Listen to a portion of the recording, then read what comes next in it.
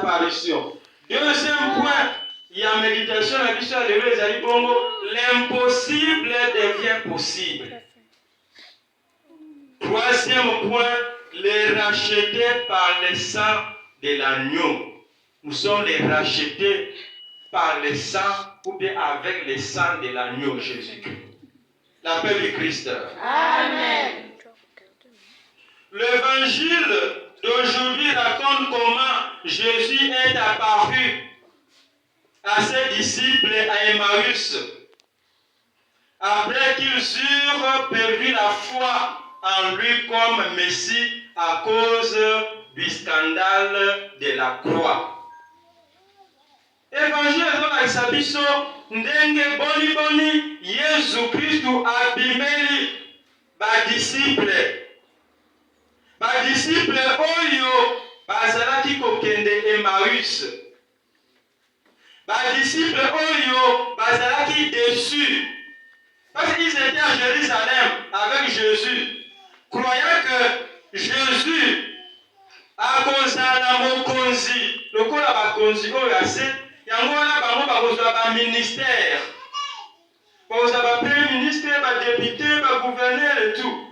Mais komona lolenge Jésus akufi na miso na bango, babaki ye na kulusa liwa ya soni, quelle humiliation, baperdre espoir na oyo bakanisaki te bakosala nini, bakozwa baposte baresponsabilité. Yango wana ekomaki lokola mutu na mutu azongela misala ya ye makala. La paix du Christ. Amen. Ils sont à Jérusalem. Jérusalem, c'est la capitale de la Judée, dans la Palestine du Nouveau Testament. Et voilà, bakomi na Emmaüs. Emmaüs na Jérusalem, ezali na distance à 60 stades. 11 à 12 kilomètres. 2 heures de marche de Jérusalem na Emmaüs. La paix du Christ. Amen.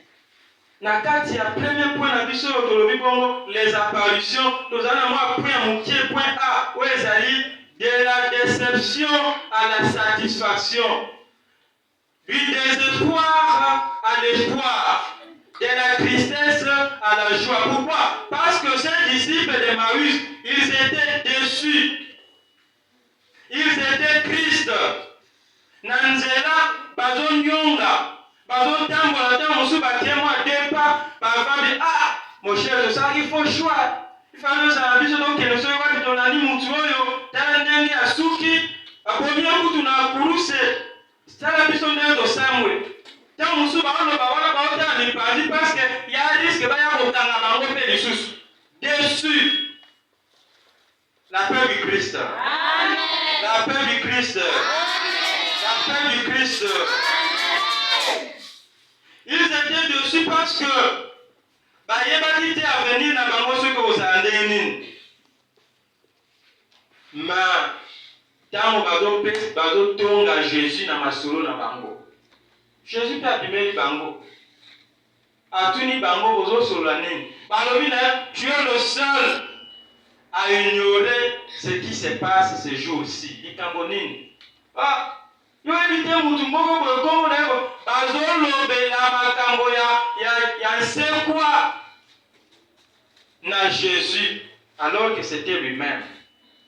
Mais na mwa déception na kati ya motema. Donc bayoki mwa basango mais bazondima te.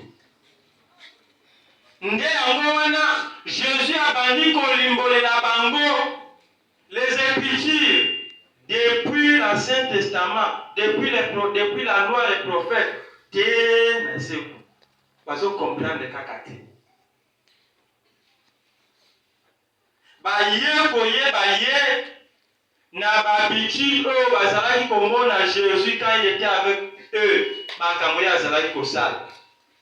Akamati lipa, il prit du pain, il est béni, il est rompu. Et leur rendant grâce, il le donna à ses disciples. La prière eucharistique. Tango bamoni bongo balobi non. makambo oyo ezali nde mokonzi na biso ntango azalaki na bomoi azalaki kosala yango bongo, surtout na dernière scène. Babi ezali ye, la paix du Christ. Amen. À ce moment-là, pasi na bango, mawa na bango, Christian na bango ebongwani esengo. Déception na bango ekomi satisfaction. Désespoir na bango ekomi espoir. Parce que nous le voyons, dès que bamoni bongo, bazali bakomi ngebu. Nsayo mitema, bakamati mbangu. Bazalaki kokende balongwe Jérusalem, mais basali retour. Bazongi na Jérusalem, pote bakutana na bapostolo. Baloba na bango lisusu, ya solo, oyo Marie Madeleine, alobaki, eza vrai biso moko tomboni ye na miso. La paix du Christ. La paix du Christ. La paix du Christ. La rencontre avec Jésus change la déception à la satisfaction. Lorsqu'on rencontre Jésus, Jésus change la déception à la satisfaction. Lorsqu'on rencontre Jésus, Jésus change la tristesse en joie. La paix du Christ.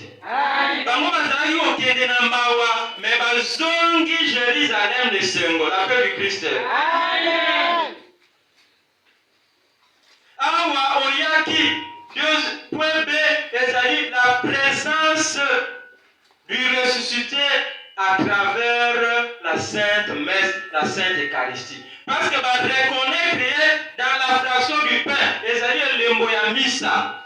Ça veut dire que tant qu'on peut y missa, oye kokutana na mokonzi Yesu Kristu, oyo abongolaka mawa ekomaka esengo. Oyo abongolaka déception peut comme satisfaction. Ça dépend de ta foi. Ça dépend de ta foi. Yesu ayaka mbala mingi esika biso to perdre espoir, esika biso